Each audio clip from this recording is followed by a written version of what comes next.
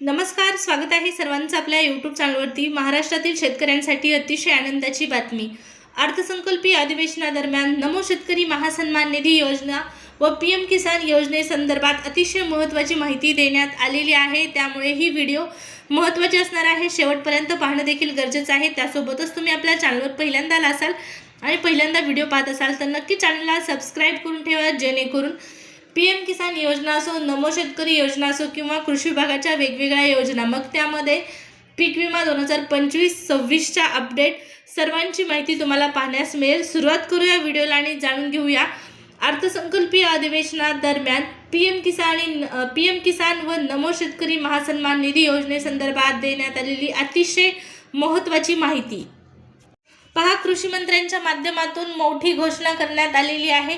तुम्हाला माहित आहे, बऱ्याच दिवसापासून पीएम किसान योजनेचा 22वा हप्ता व नमोचा 8वा हप्ता रखडलेला आहे। पीएम किसान योजनेचा 21वा हप्ता वितरित झाल्याच्या नंतर 8वा हप्ता अपेक्षित होता लवकर येणं, परंतु तसं झालं नाही आणि त्यानंतर आता पीएमच्या 22व्या हप्त्याची प्रतीक्षा लागली असताना सुद्धा नमोचा 8वा हप्ता लाभार्थी शेतकऱ्यांना जमा झालेला नाही। पण विधानसभेमध्ये अधिवेशनादरम्यान अतिशय महत्त्वाची माहिती देण्यात आलेली आहे कृषी मंत्री यांच्या माध्यमातून, आणि ती माहिती म्हणजे तर या ठिकाणी पहा, नमो शेतकरी महासन्मान निधी योजनेच्या 8व्या हप्त्यासंदर्भात विधानसभेतून खुशखबर आलेली आहे।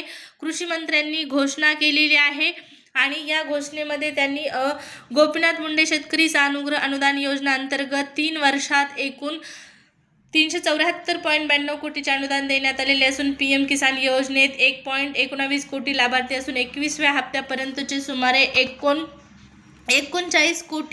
39,000 कोटी वितरित करण्यात आलेले असून नमो शेतकरी महासन्मान निधी योजनेअंतर्गत 7 हप्त्याचे वितरण आतापर्यंत झालेले आहे। त्याचबरोबर या ठिकाणी पाहू शकता, या 7 हप्त्यादरम्यान लाभार्थी शेतकऱ्यांना किती रुपये मिळालेले आहेत तर 13,000 कोटी वितरित करण्यात आलेले आहेत आणि आता लवकरच 8व्या हप्त्याचं देखील वितरण करण्यात येणार आहे।